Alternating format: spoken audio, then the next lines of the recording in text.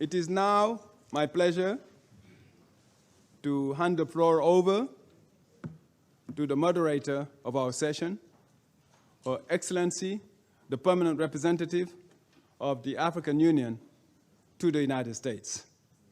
Excellency.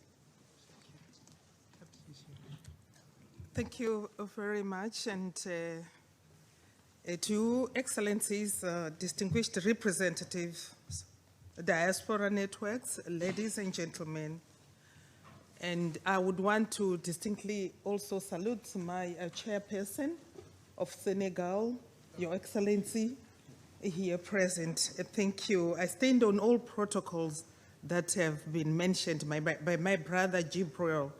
So, first and foremost, I would want to thank him, Jibril Diallo, and for the kind introduction that he did to me, and for his invitation to be here on behalf of the African Union, in which we are building the Africa that we want. It is with great pleasure that I extend a warm welcome to you to the 4th Africa Open Business Summit, Economic Empowerment of Women and Girls through the Africa Continental Free Trade Area. It is my distinct honor today to serve at this essential occasion that fully embraces the African Renaissance and Diaspora Network in collaboration with the Permanent Mission of the Republic of Senegal, my ambassador, my chairperson, whom I have saluted already. UNFPA to the United Nations, UNFPA, UNDP, Africa Bureau, UN Women, and UN Habitat. These powerful organizations bring us together to reflect on empowering the mother and the mothers-to-be through the African Continental Free Trade Area. Africa is a continent whose biggest population is women. And through the well-meaning leadership of the African Union and its member states is making great strides in line with women and girls' empowerment. As you may be aware, these achievements in raising women's economic empowerment wouldn't be possible without the political participation, leadership, and decision-making power of none other than women and girls. Gender inclusion is in each AU member state and the government, which my brother Diallo has already mentioned, mantra. All the organs of our union are mandated to have women's and the girls' gender strategies in their frameworks. It is an issue that is being saturated in each and every member state, in each and every organization, that we should respect the percentage of women. And in all the same, having these women being the bigger number in the continent, and giving them the due respect. Due to these efforts, we have witnessed remarkable progress in economic empowerment, which has in return boosted education and health for women and their families, and most importantly, visible gains in the numbers of girls who are continuing at school. Looking back at my time, my mother, an uneducated woman, but educated and very rich in knowledge, would remind me at each and every turn, education is the only way for you to get there, where you want to be. Excellencies, ladies and gentlemen, Africa is on the rise.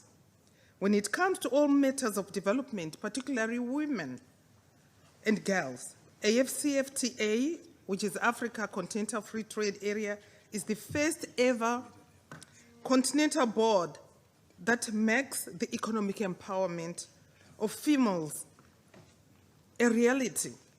I think we all are aware that AFCFTA, we are building a big market of 1.3 billion people with $2.4 trillion in return. And what does that mean at the end of the day? It means Africa is building a very big market. And we are saying, where are the women and girls? The good thing, the Africa Continental Free Trade Area have brought in the women in knowledge that the informal sector that we experience on the African continent today is led by women. Let me say so. Yes. This is realized through the support of young African women. In the small and medium enterprises, the AFCFTA's duty is to make cross-border trade possible. I think most of us, some of us were educated by those funds of cross-border, where sometimes when mommy says to daddy, I will be crossing borders tomorrow, I'm catching the earliest bus, and there's a bit of tension where daddy is saying, you are going. But us as children would be excited, mommy will bring goodies from that trip where she is going. So some of us have been educated through such funds, and it's mostly women who do cross-border, which has gotten to a higher level at the moment as we speak, and which has held the economies of African countries at each and every turn of the economic development. The AFCFTA's duty to make cross-border trade possible, as I've said, which results in changing the traditional informal trade into formal. By the way, I should note most of these enterprises are women-owned. A key policy on the AFCFTA is to negotiate and develop its protocol on women and youth in trade. These protocols are designed to deal with obstacles facing women in trade.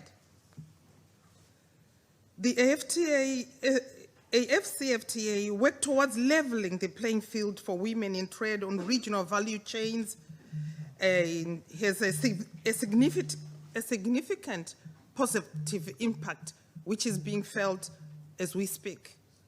Excellencies, ladies and gentlemen, I'm proud to share one key announcement of AFCFTA in line with the economic empowerment of women and girls. As of May this year, which is 2022, consultations have been held in 26 countries and additional consultations are underway.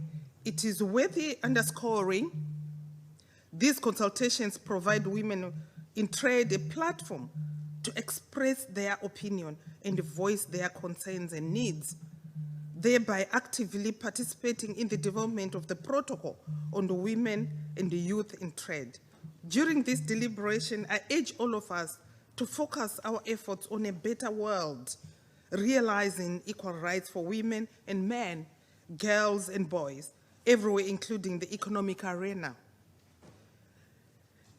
May God bless our work here today, and may God bless women and girls everywhere. I thank you for listening.